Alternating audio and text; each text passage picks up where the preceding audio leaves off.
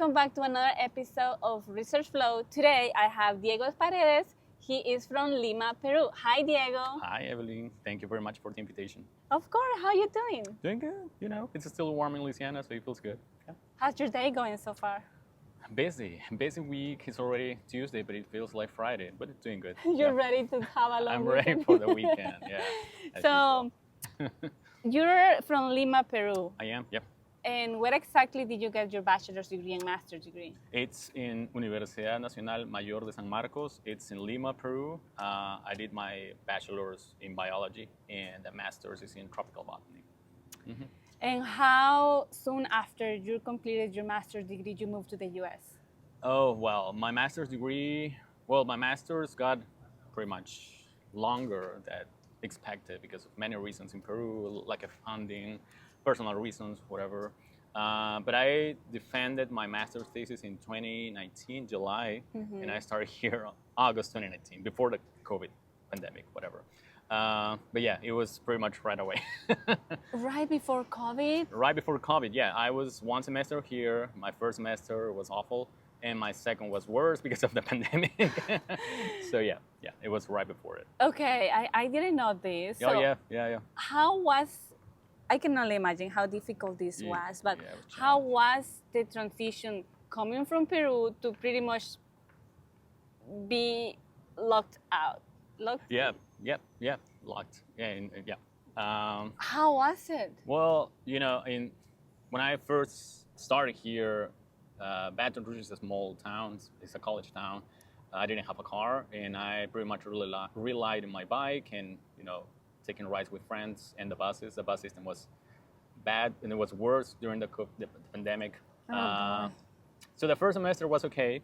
I was adapting, and then COVID happened, and I was locked in my house, and it was challenging. At the beginning, it was, you know, my roommate of the time, we were, you know, supporting each other, but at some point we were like, we need to go out. Yeah. And we just started walking, then biking again. Then I think until my second year, maybe by the end of the second, maybe beginning or half of the third, I was still in that mindset of being, you know, biking and in a very specific area in Baton Rouge.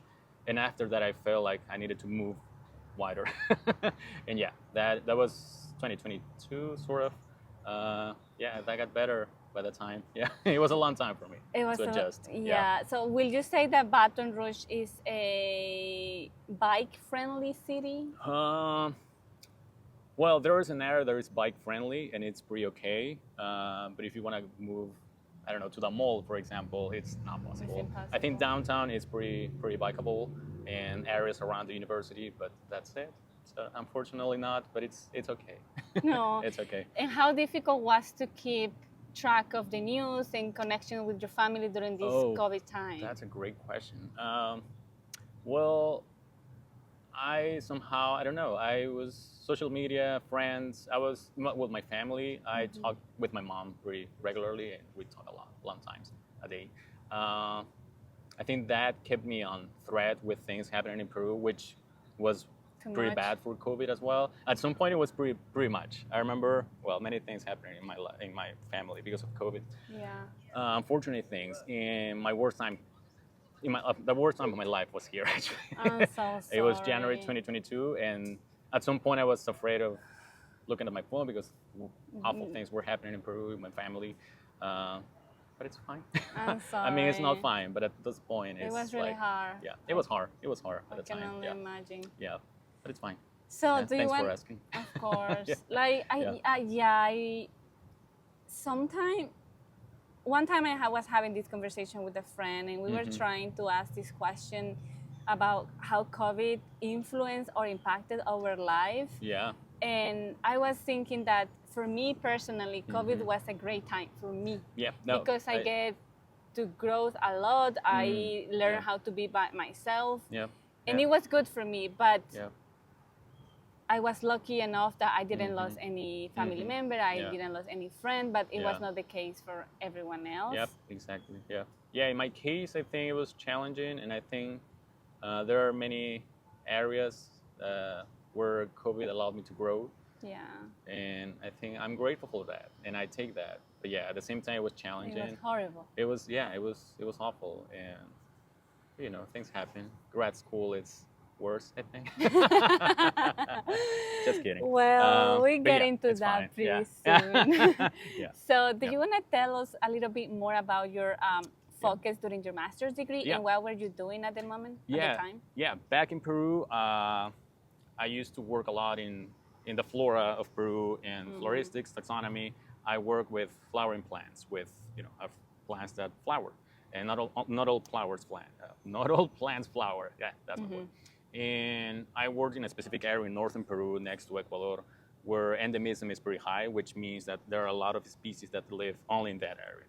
And my objective was to pretty much see if the diversity of species that we had was real. And at the end, we found that there are many species that hadn't been described by that area at the time. And we had many records new for Peru, and a couple of new species at this point that were from that area. I work with a Melastomataceae family that is, unfortunately, doesn't have any much known relative plant. Here in Louisiana, we have the meadow beauty, that is the genus Rexia, that is relative to that. But it's in that family. Yeah. And do you know, I mean, I'm pretty sure you know this, but maybe you can explain to us, like, when you identify that there is this new species hasn't been described, how long does it take to have the whole process? Okay, this is a new species, this is the everything molecular, and this is the publication. How long does that take? Well, getting to know that a species is new can be pretty long, and it depends on the group. Okay. For our case, it was a plant in the genus Myconia that, for the plant people or people that know about plants, is one of the largest genus in the neotropics. And just getting to know that it's Myconia, it can be a mess because there are like 1,200 species, and it's hard to place them. In my case, I was collaborating with a person from the New York Botanical Garden. He's Venezuelan, and he knows a lot about the family. So he was like, there's a new species. And I was like, if you say so. And part of the collaboration was me checking all the herbarium specimens, the collections, for actually confirming that it was a new species. And at the end of the day, it was. So it was pretty cool. And there were collections, something cool about that, it was that there were collections in Ecuador, because it's a species that occurs between northern Peru and southern Ecuador. And there were specimens more in Ecuador, but it hasn't been described. So someone needed to just notice that it was a new species, and he did. Nice. So when you have to name it, do you choose the name randomly, or do you have like a parameters that you most follow? Well, in that case, we named it honoring my master advisor, Asuncion Cano. So the species is Myconia canoi, and it was because he was supporting me, and Fabian was also very grateful with him, because Fabian Michelangeli, he's the researcher from the New York Botanical Garden. He's been working in Peru for a long time, and he just wanted to be grateful with my professor, and that's why we got the name. That was pretty cool. Yeah, that's pretty cool. Yeah. This is very millennial, I guess now with ladies. Oh, okay. I'm millennial. I know that. We do this. That's so nice. I wonder if there is anyone who will say, I found it, it's my name. I'm kidding. Is that possible? Or not? It's not that selfish. Well, let's say, it's selfish. But the rules and the code that determines if you can name it after yourself, I think it's allowed. Yeah. But ethically, it's weird. It's exactly. You'll be it's like after myself. It's yeah. That's good. So, okay, so you moved to the U.S. It was a rough, very difficult time. At the beginning, At the beginning, you're doing better now, I'm doing better, Okay, so how was getting into Lagomarsino's lab? How did you approach her? How was that communication? Great question, Back in 2018, when I was still working on my master's, and I was working on this manuscript for the new records for Peru, at the same time, while I was writing it, I was applying to grad school. It was September, August 2018. And in October 2018, there was this Latin America Congress of Botany. And I happened to attend. I wanted to attend to share this part of this discovery in Peru for my master's. And by the time, I had already contacted Laura Lagomarsino, my current advisor. And I didn't notice until 2 days before leaving for Ecuador, it was in Ecuador, this Congress, that I noticed that she was also going. The thing is that when I arrived, I say, hey, can we meet? Can we chat a little bit? And she knew already that I was trying to apply. And at the same time, Fabian, this researcher from the New York Botanical Garden, was there as well. So the three of us started talking, and she was convinced, I think. I hope so. Nice. I hope so. I mean, you're here. We can ask her, yeah. Yeah. But yeah, at that time, she was like, yeah, I invite you to apply. So that was pretty cool to meet her. It was not intentional, but it was, at the end of the day, it was really productive. So that's a good, for people applying to grad school, that's a great opportunity to meet people in real life. Sometimes it's not possible. For example, in my case, was because just casualty, randomly. Not casualty, that's another thing. But for people that live in different countries way farther, it's harder. But in my case, it was a good thing to happen. So will you say that networking Of course. took you to that place? Yeah, for sure. Networking has been an important part of my career, I think. Yeah. And I found out like it had when I just looked back and it was like, hey, that happened because of networking, and I didn't value it at the time. Yeah. Now I do, and I think it's important to keep your network, your community safe. Yeah. Wow. Yeah. And so LSU was the only school that you applied for, or you applied to any others? I applied to 4 different universities. LSU was the only one that offered me. There was another one that offered like a waiting list, and the rest were like, hey, we don't have enough money for you, unfortunately. So yeah, LSU was the only one, and I think it was a great. I mean, I love being here. Couldn't be better, right? I think so. I mean, I'll never know, but I love being here and working with Laura. I love working with her, so I think it was a great decision. It was a great opportunity that I was given. So during this first meeting with her in Ecuador, did you get to chat in Spanish or English? Oh, you don't remember? Both. No, I do remember. I think it was both because most people were speaking. Spanish? Well, the conference was in English. Okay. Yeah, but there were many Latin American scientists, and we were talking Spanish. So I think it was something in between. I knew that she spoke Spanish at the time, but I think it was mainly in English because she wanted me to listen to. She wanted me to speak in English. Exactly, sort of. Yeah, exactly. She had my TOEFL Yeah, results, she's like, but she I know was you still. speak Spanish, Yeah, so exactly. talk to me Yeah, in English. exactly. Okay, Yeah, okay. exactly. Yeah. Yeah. Yeah. So when you moved to the US again, Yep. were you the only person from Latin America in the same cohort, or were there other students? I was at the time. I was the only Latin American scientist in the lab. The rest were here from the U.S. Yeah, but it was still nice. I never felt like I'm the only man in the lab, so I think that's the only difference. But being a Latino never made me feel excluded or whatsoever. Yeah. And how will you describe Dr. Laura Lagomarsino's mentorship style? Oh, I think she's great into learning how to mentor, but I think since the very beginning she's been very supportive. She's been listening to me, and I think she's been tailoring my research career and questions very properly. I think I love the way she's been guiding me, and the conversations that we had scientifically. It's amazing. I think that I can say that. And what is your current research about? Oh, yeah. I was working in Peru with taxonomy and getting to know species. Now I'm working more into the evolution of those species. So many of my questions that were generated in Peru from natural history collections.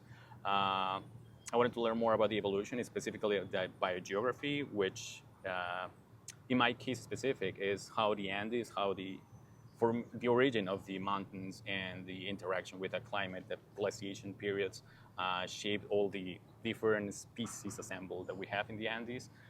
So I'm focusing on one genus that occurs only in the tropical Andes, in the tropical side of the Andes. So now I use DNA for phylogenetics and systematics, biogeography models. Yeah, I work on that now. That's amazing. Yeah. And how often do you do fieldwork? I've done some trips for my PhD. back in Peru, I used to, well, for my master's, I did like a couple of trips, maybe 3 trips. Now I've done like 3 different trips to Peru to collect species that have a very narrow distribution. So just a few localities, and also for collecting DNA, tissues for DNA extraction. That is part of one of my chapters. Yeah. And how many countries are you covering when you do the fieldwork?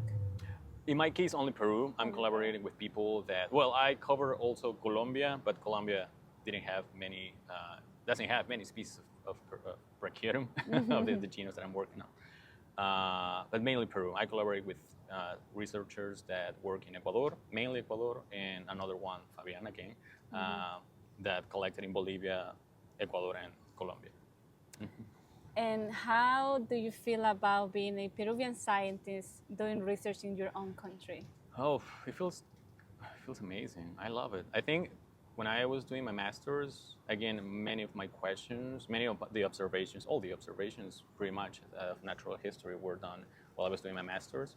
And I think bringing those questions to a different lab and, keep working and keep developing more questions, more hypotheses here, it's fulfilling. I love it. I love it. And I think it's like a dream part of my career. Then doing a PhD with the questions that I generated in the past, it was good for sure. Yeah. Yeah, I can only imagine how good it feels that your actual ideas and thoughts make sense from someone else that you admire a lot in your field. Yeah, for sure. I remember when I first arrived here, the first week, I don't know if she remembers, but I remember just saying a bunch of words and a bunch of things, a bunch of ideas during my first semester, my first meeting with Laura.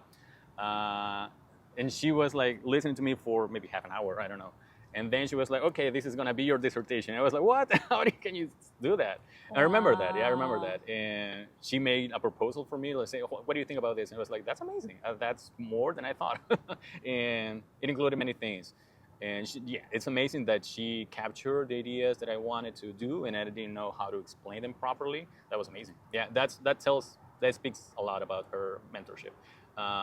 And after that first proposal changed a lot because we were not expecting many things with the data sets. But yeah, here I still am working on that and talking to her to keep building ideas. Yeah. What is something that she has told you until now that you keep close to your mind or close to your heart? Oh, many things. I think one thing is that do not reinvent the wheel. I tend to do things from scratch every time just to maybe have a different perspective. But I think during the process, it's a lot of work for me, more time, and it takes longer. And also, it's more of a burden for me. And I think that's something that I usually remember. It's like, just grab what you have and keep working and keep, progressing from that point instead of, redoing everything from scratch. I think that's something that I usually remember, at least currently. I'm writing my dissertation. So instead of, rewriting everything, it's like, okay, let's keep working on this based on the previous step. And how is that going, the writing part? It's going. It's going. Yeah, it's taking longer. Again, the data set was more complicated, and I'm still doing analysis right now. So based on what I'm finding, I'm changing things, little things. But yeah, I'm working on that. It takes Any longer. finding that you are like, oh, I wasn't expecting this, without giving too many details? The whole thing.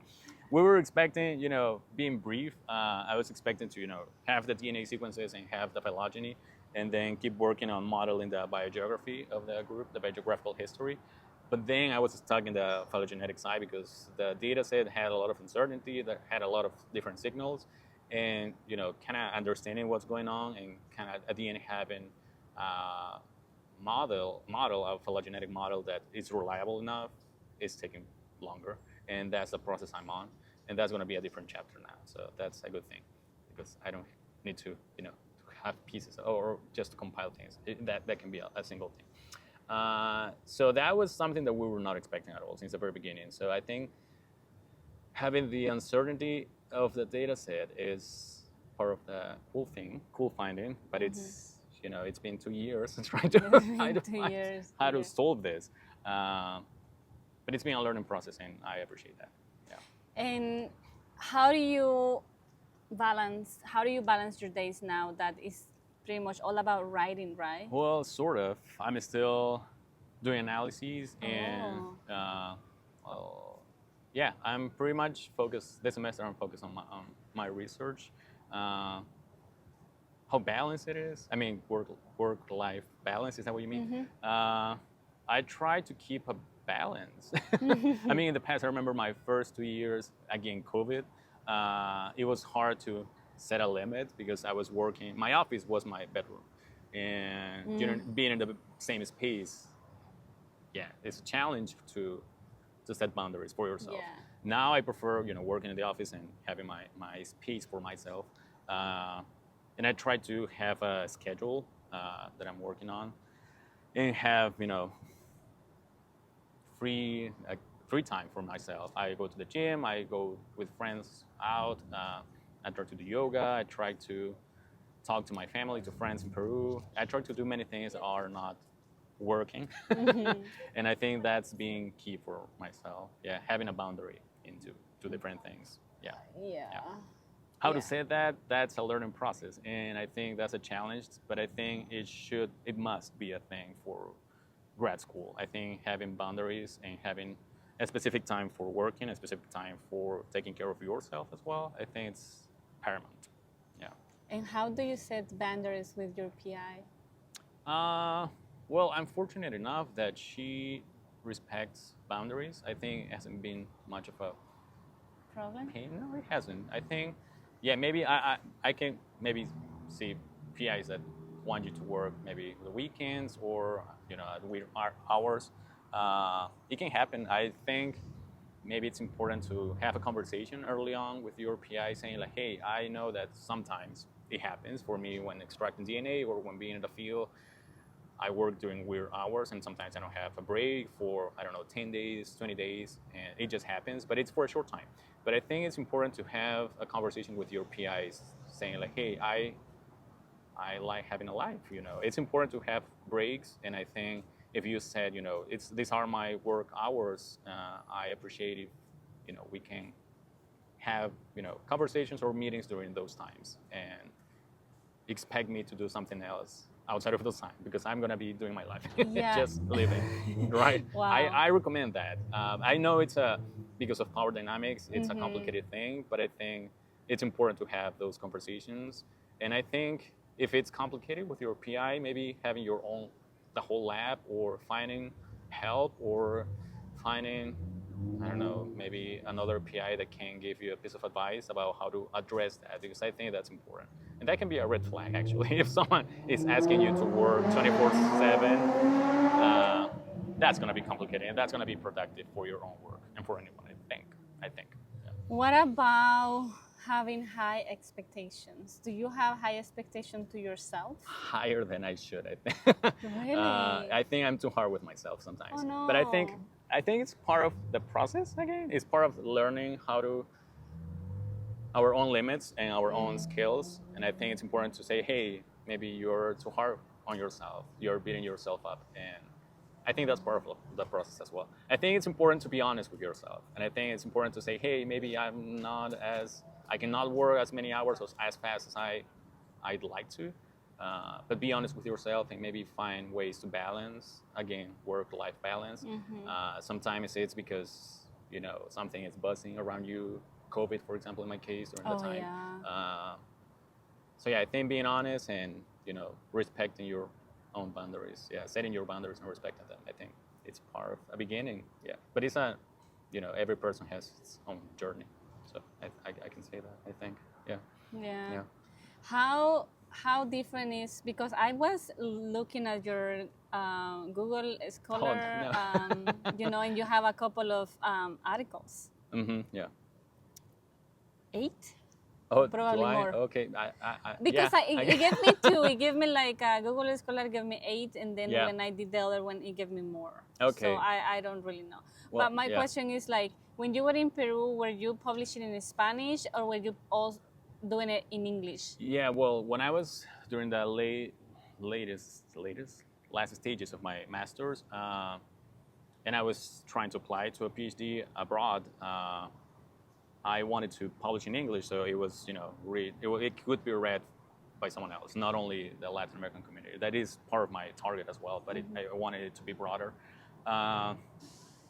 So during that time, I think English was my preference. Now, unfortunately, English is, not unfortunately, maybe, I don't know. But English is the language of the science. So it's important to have, yeah, exactly. So publishing in English is kind of not mandatory, but it's part of the regular thing. Exactly. Just do it. But I think it's important also to publish in our different languages. And I think as a native, can I say native? Well, my first language is Spanish. So I think it's sort of how do you say that? Our responsibility to publish also in our language, because who better than ourselves to disseminate our ideas in our language? I think that's important as well. I haven't done that, I think, so far. I'm planning to. At least I try to, from time to time, reconnect with Latin American communities, at least in Peru, but across Latin America. And sometimes I give talks or just sorry about that, sort of mentor people or give comments in Spanish, because I think that's important as well. Yeah. And is there any way that you could give us advice to someone who is first year PhD student and we are not really that good at writing in English? And you are like, oh gosh, I don't like writing. I don't know what I'm doing here. What is the recipe, if there is one? Oh, well, been there, done that. At the very beginning, I noticed that I didn't write good at all, neither in Spanish or English. So at the very beginning, it was, start, again, be honest, to say, okay, I need to learn. And start practicing. I think practicing has been important for me. I think part of the mentorship that Laura gives me is giving me feedback, providing me feedback on writing and on any class of communication. But writing has been important for me, and since my early terms here, I remember writing, sending proposals to her. I remember it was all red at the very beginning because it was like change everything, but in a good way. Of course, it was positive critiques. And I think that's important, just exposing yourself, writing, or if it's a talk, speaking in the public, and practicing. I think practicing helps you, and I think it's helping me. It's an ongoing work, and now that I'm working on my first chapter, I'm still finding out that I need to improve a lot. So it's practice, it's a continuous work. I read this book, How to Write Fast. And it gives you a lot of advices and what not to do. Guess what? I was doing everything wrong. Okay, yeah. Oh, dang. I was like, okay, I need to have a very beautiful desk. I need to have a nice computer. I need to have this lamp. I need to have this chair. No, you don't. You don't. You just need your computer. Sit and write. That's all you need. Yeah. Well, it's important to have also a good environment where you can feel inspired. Definitely. In my case, since I already mentioned that I usually expect higher things for myself, I think I like writing very, that everything is fine at the very end. But I learned that I prefer now just kind of brainstorming at the very beginning and just writing all the ideas that you have. Exactly. It doesn't matter if it's organized or it doesn't make sense to others. If as far as it makes sense to you, it's fine, and then you can edit, and then you can work on things because you have a lot of ideas. And if you, at least for myself, when I was trying to to have everything perfect and the first sentence was perfect before going to the other, I was already losing time and losing ideas. So I noticed that it's better for myself having a lot of ideas and then kind of compiling and kind of having something more more readable maybe. How many hours will you say that you used to write? Well, it's too hot, it says. Yeah, it's okay. Should we go on? No, okay. we can you stop that one and start? Good. So my question for you is you mentioned before that you are the only male in that lab. Yeah. Yeah. How is that? I have never heard that. Oh, I love them. I love working with. Yeah, I love it. I think working with women had made me learn a lot of things that I didn't I was oblivious before, just for being a man, for being told that everything is fine. I think, I learned a lot with them, and I think I learned the main thing is that, women are underrepresented in science for a reason. It's because men hadn't noticed that it's a thing, and they maybe we didn't. I don't know. We never noticed that, and we never worked for making it more inclusive. For many reasons. Yeah. Do you know how big is the international student population from Peru in LSU? Oh, I don't know, but we're just a few. I don't know many students from Peru. Now we are 2 in the department. There's another Peruvian student. Alison from Christine Lattin's lab. Oh, yeah, she's also from Peru, and there's another in entomology, Andy, he's from Peru as well. Yeah, and Dr. Aldo, he just graduated from Peru. Oh yeah, he also graduated. Yeah, he's from Peru, and I think there's someone else in archaeology, maybe. I don't know. Yeah. But we're just a few. Here in the department, we have a lot of Colombians. So, compared to Colombians, there are a lot. Here in LSU, there's a comment coming. There is Hondurans everywhere. That as well. We are everywhere. But to be fair, something good that I learned when I moved to Baton Rouge is that actually, I hope I'm correct, Louisiana has the biggest Honduran population outside Honduras. Oh, and I didn't know. Okay. And I just learned that like 2 years ago. I was like, okay. Mm-hmm. And then I think that, a lot of the Honduran students here are in the plant pathology department, food science. Okay. But in biology, it's just me. Yeah, it's just you for now. So far. Hopefully, Yeah. Cool. So when you were applying for Laura Lagomarsino's lab in the other universities, did you ever thought about what should I be looking at to join this lab? You mean in terms of my research? Yeah, in terms of your research, in terms of the city where you're going, in terms of the... That's a great question. mentoring style, in everything that can come to your mind. Yeah, I think I should have. And I don't mean it in a bad way, because I think I'm in a great place. I don't have major complaints, just Baton Rouge being Baton Rouge. Hot. Not having... I love the heat, so it's fine. I love the heat. It's fine. I'm fine with that. I think I don't like that it's, humid? Not walkable or not bikeable. There's the public transportation is pretty bad. Yeah, that's the only thing that my main complaints. Okay. But I think I'm in a great place. I'm in a great lab. I think the department is amazing. I really enjoy the department. I love the faculty members here. But I think at the time I would have appreciated knowing that it's important to know where you're going. And I think now I can say that the person that you're working with for 5-6 years is going to be your PI, and that person is going to be so important in your career. So I think it's important to find a good match in sense of, having compatibility for talking about science and setting boundaries again. And I think mentoring style as well, because you might be a person that needs a lot of mentoring and a lot of assistance. And if the person, your mentor, does not have that style, it might not be a good fit for you, unfortunately, and it's fine. It's just different styles and compatibility. It's fine, I think those things are important. And also the cities where you are going to be living for 5-6 years is important. If you don't like it, because many reasons can happen in different cities. It's far from family, it's far, or it doesn't have, the things that you usually like. If you like hiking mountains, this is not a place. This is not a place, for sure. It's very flat. Or you don't like humidity. It's not a place either. Yeah. So it depends. It's very personal. But I think it's important to know the questions and to have your questions. I think at the time for me, I was like, I want to do a PhD, and that's pretty much it. I want to have a job, a stable job, and I have this opportunity. Whoop, I'm going. Let's go. Yeah, exactly. And it was because of my situation in Peru. I didn't have a stable job, and I was really struggling with job overall. And that was a great opportunity for me. So I just took the leap. Didn't think much. But I think it's important. I was lucky enough to be in an amazing place. Yeah. Amazing. And you mentioned that you really like the department. Yeah.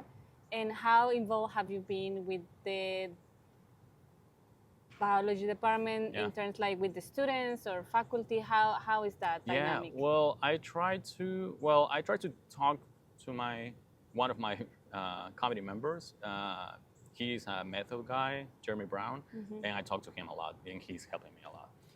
But I think overall, with many faculty members, I feel good talking to, just an informal way to talk to, and it's fine. I appreciate that. Having a community is important, and I think just knowing that someone can have your back in case you need it, it's important. I think I feel that in here. With students, well, I participated as a fundraising officer for Biograds for our association for 3 years. I think it was during COVID. I learned a lot. Everything happened during COVID. Yeah, everything happened during COVID, and I think I learned a lot in that process. And the COVID time was very challenging because I was a fundraiser, and we couldn't do much because we were, so we were relying on donations and past our savings. It was challenging, but I learned a lot. I think the 3 different terms were different, all of them, and it was a learning process for sure. Yeah. That's really good. Yeah. Will you recommend any new students to be part of these committees? Do you think that helps you? What kind of skills do you gain? You mean for being part of Biograds? Oh yeah, for sure. I think it gives you a good perspective on having a community and working in a community. I think you notice and you learn in the process how important it is to not being on yourself, working alone. It's, we all need each other at the end of the day. Collaboration in science is a basic Science stuff. is pretty much collaboration, Yeah, you right? cannot have all the skills. You will learn the basic skills and a little bit more. I don't know, you can learn bioinformatics and you can learn lab work or you can learn, field work, and you cannot do everything at the same time. So collaborating is beneficial for everyone. So I think while participating in Biograds, I noticed how important it is to build science. It's not only working on your desk, it's also, finding funding for yourself or for the community. In our case, we were working on funding students to have funds for students during COVID, and that was challenging to find funds. So I think that gave me a perspective of working in a community. I think that's important, and I think it speaks loud about yourself as well. I think it's important if you care about your community and you're working actively on that. I think it's important. It's important. I think so. I appreciate that actually. Yeah. I will try to join next year. Not suggesting anything, but you should. I'm just trying to see, in which committee I can do something good. Yeah. I don't know. We'll Maybe see. Merchandiser. I see you as a merchandiser. Okay. What is that about? We can talk about that. Yeah, we can talk about it. Okay, thank you. Yeah. So, are you very active on social media? Sorta. I like social media. I Which think it's one important. is your favorite? Oh, it used to be Twitter. No Now, anymore? not anymore, of course. It's X and it's pretty bad, unfortunately. It was good for science. I really met a lot of people on Twitter, and afterwards I met in real life. It's like, nice to meet you, and it was a great starting point for networking.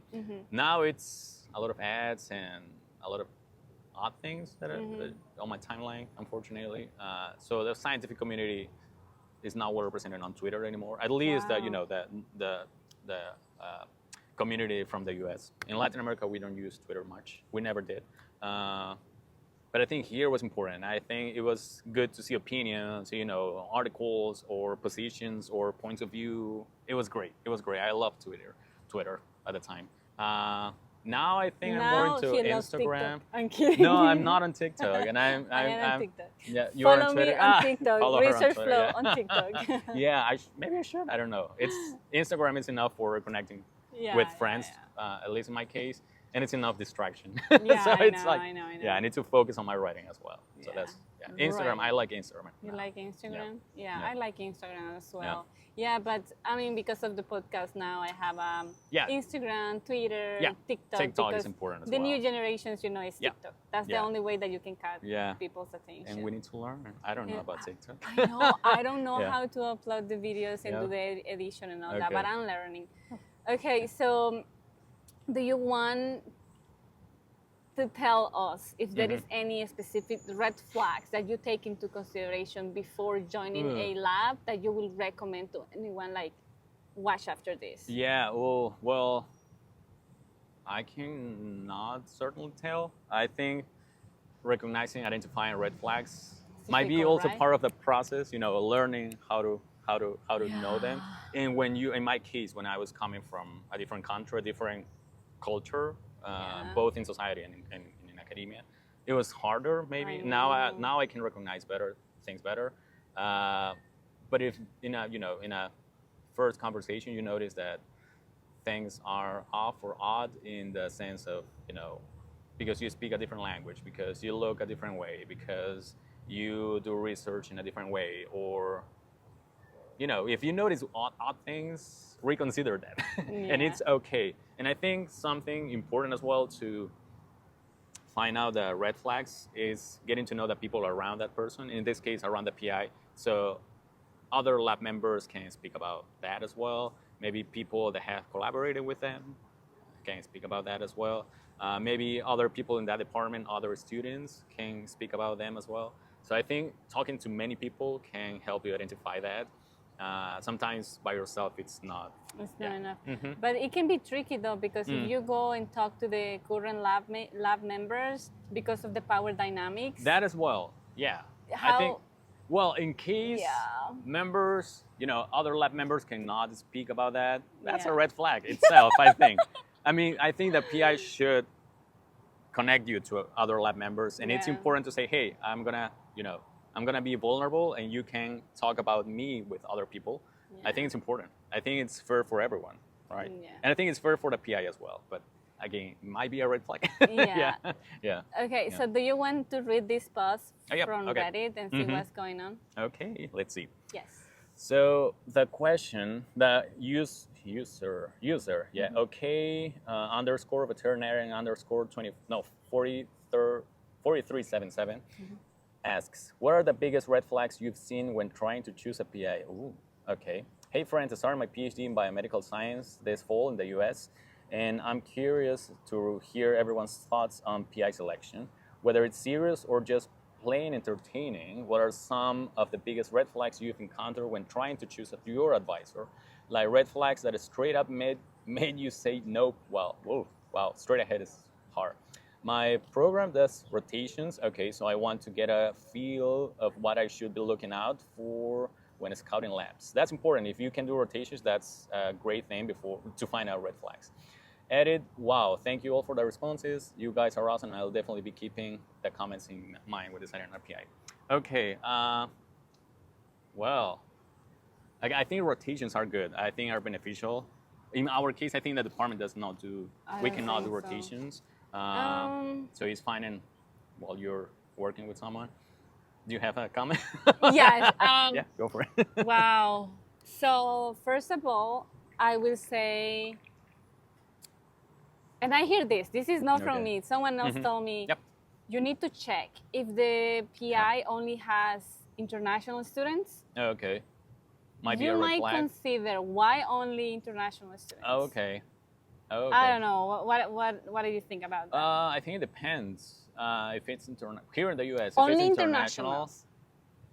I think that's a valid question to ask the PI. Say, hey, I'm international or I'm not international. Why do you? I noticed that you have this pattern. I don't know if there's anything behind that. Maybe not that way. Maybe Maybe reword you can it. rephrase Yeah, it rephrase that. Yeah. But that's something it's valid. I think you can speak good if someone, if I'm from Peru, for example, and I ever have a lab, and if I keep working on the neotropics, I can, have a lab full of Latin Americans. But I think for me, it can be beneficial to also have people from the local communities. I think it's also important and valid. I don't know. What do you see red flags in there? Kind of though. Okay. Kind of, just for a little bit, because I think that for me, when you have a lab, even though I'm just a student, I think that it can be good if you have a very diverse lab. Oh, for sure. Yeah. People from all over the world. But if you focus just only in, let's say, Hondurans, because I'm Honduran, Okay. I don't know how I feel about that. Yeah. But, yeah. Yeah. No? Yeah. No, I see. If the PI is not from the country and Yes. has, Like, for example, Sort of have- you're from Peru, and your whole lab are Peruvians. Why? That might be a little of a red flag. Yeah, in that case, yeah, because Yeah. Peruvians only. Yeah, that's Yeah, for sure. Yeah. The other scene is very difficult because you don't. I think it's very difficult to see the red flags from far. Yep, for sure. Maybe asking about their communication style. Yeah, that might be important. Yeah, how to ask? That's a tricky part, and We need to know how to ask the proper questions and the correct questions. So I was noticing that they have more examples. Okay, maybe. let's see. No. Okay, one person says, user that's sublime near G says, multiple students taking longer than 6 years to graduate. Okay. Multiple students leave in the lab for sure before finishing their PhD. Yeah, that's for sure a red flag. A track record of only producing impactful publications with a lot of authors every few years without any smaller paper interspersed between larger ones. Okay.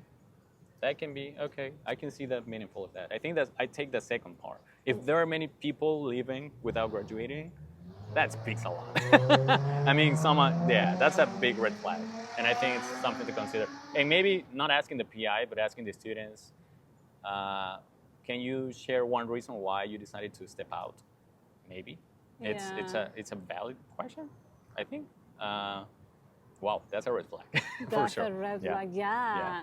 Yeah. So do you think that it can be a good idea when you are interviewing with a PI? It's like, how many students have quit? Oh Or is that too no, much to ask? that's too much. Maybe. Okay, never mind. Maybe you can see. Usually, people in the U.S. have websites, and they have the students that are graduating. You can see how often they're graduating. If there is a gap, maybe that something happened there. So you need to learn how to read. Yeah, there's a lot of lines. things going on, and to consider that, and it's a lot of art instead of science. How to find those things. Yeah. But keep an eye. Of course, it's important to find those things. I think. Yeah. Yeah. So you are soon to graduate, right? Well, soon-ish, I think. Soon-ish? Okay. Soon, How soon? Soon. Next year. I want to graduate next year. PhD candidate Diego Paredes-Burneo. Hopefully I can make it. Yeah. Of course you can. What is next? What is next? I love academia, unfortunately. And I say unfortunately because there are many things that where academia is very challenging. For example, finding jobs. It's very challenging. Maybe for industry or for other fields is as well. But for academia, it's very tricky. At least for me, it's like learning a lot of things and having a lot of different skills is daunting sometimes. So next thing is finding a postdoc. I'm currently working on. Do you have any? Please hire me next year. I'm gonna be looking out. Well, I don't know about the place exactly. I know maybe some places where I wouldn't, but I'm pretty much flexible. I think I prefer working with a person. I think that's more important for me now. A person that can help me keep growing.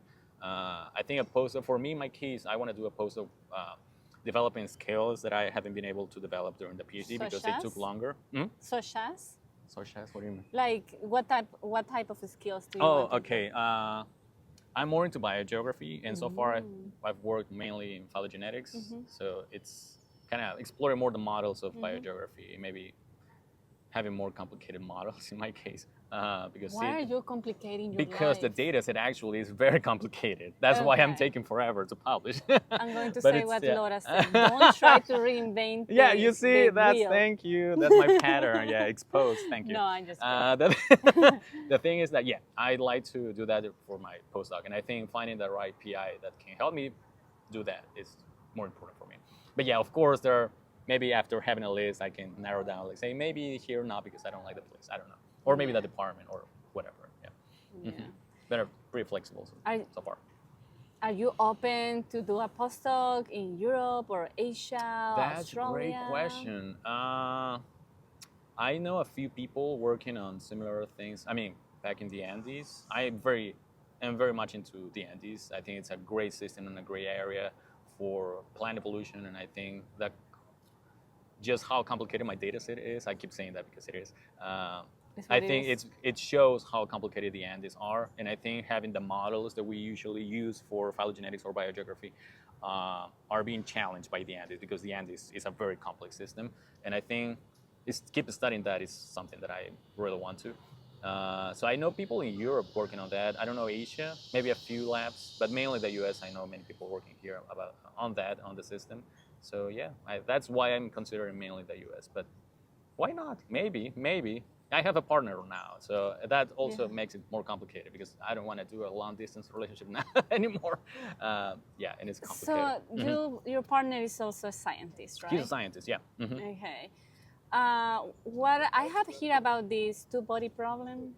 Yeah, that's also a challenge. We haven't been through that yet, but it's going to be a challenge for sure. Yeah, landed in the same But you can work in the same institution, different departments, right? Yeah, that's possible. Yeah, but we don't know. Let's see. Yeah. I need to finish. I need to be a doctor first.